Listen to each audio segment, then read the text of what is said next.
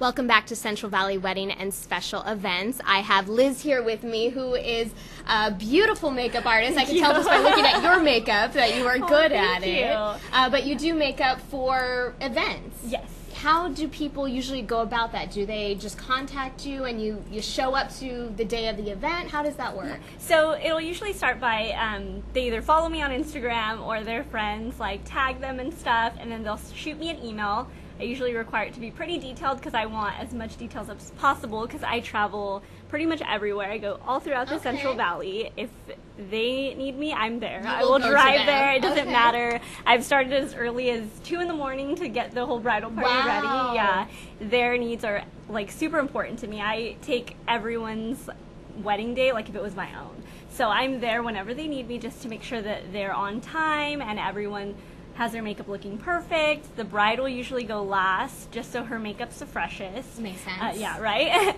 So I'm there, and then I do makeup all day, or, you know, however long they need me, and then I'll do touch-ups right before I leave. That's what I was going to ask. You do touch them up after the day's been going on a little bit. So right before I leave, I'll touch their lipstick up if they're, you know, sipping on mimosas or whatever, and yeah, pretty much how it goes. Well, something I thought was so interesting that you mentioned to me that most people wouldn't think of is doing makeup on the groom. Yeah. Can you tell me a little bit about that? Yeah, so that is something that I just started offering. So basically, if the groom has gone on like a wild night before with his groomsmen and he goes fishing or whatever, he has a blemish that he needs to cover, I can totally help with that. Just so it's a little easier on the photographer too, so they don't have to edit so much. Gotcha. So I can help with a shiny forehead, a blemish, redness, a sunburn, anything like that. I feel like men don't really think that they That's sometimes true. need it. Yeah, they're not necessarily paying attention to it, but you want them to look good in the photos too. It's not just the bride, it's the groom. That's such a great service and so unique, I feel like. Right. Now, do you usually set up appointments before the actual event to sort of talk to the bride and figure out what style of makeup she wants? Yeah, so we are usually in contact through email.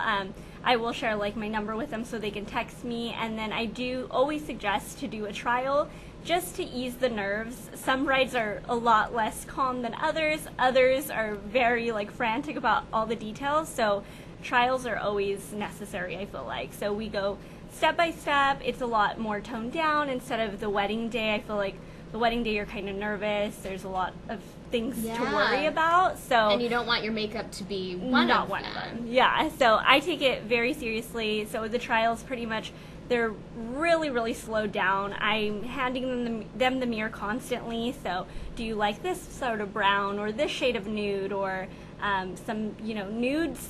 Lipsticks are such a wide range now, so yeah, either too pink or it's too brown or stuff like that. So I want to handle all of that before the wedding day, and be able to take it step by step and take those notes, so then on the wedding day you can just do it and not have to worry about it not being quite right. Exactly. And then also, so the trial run, they get to wear that entire look all day, and then at the end of the day I have my brides reach out to me and say, you know what, maybe we could try a different foundation. Maybe it didn't work well with my skin, or maybe I want a different lip color. And oftentimes we'll do a trial, and then the wedding day she wants a completely opposite look because she wants to be more daring, or she thought maybe I don't want to be as natural. I think I want to be more dramatic. So it's easier that way, so you get to see exactly what it looks like.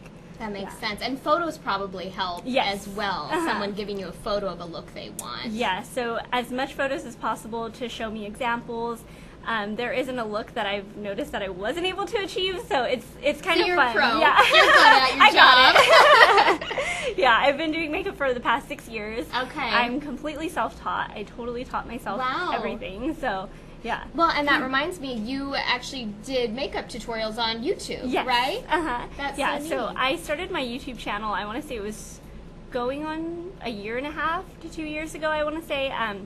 I took a short break from it, but I'm going to start doing it again because it's so highly requested by my clients. So, yeah, I'm going to start to do that. Awesome. So, you know, someone can get an idea of your style already just by watching the YouTube tutorials. And then other tips and tricks to, like, good skincare, like self-care, except and for stuff day-to-day like that. life, not just the one big day. Yes, exactly. Very cool.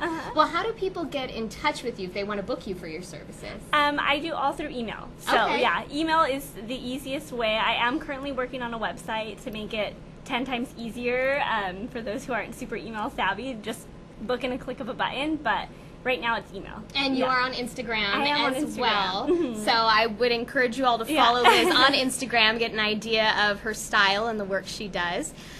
So if you missed any of the information on how to contact her, I think we have it up here on the screen. And also you can contact us at Central Valley Talk and we can get you Liz's email. Thank you so much for joining me today. It was great to have you here. I loved being here. Good.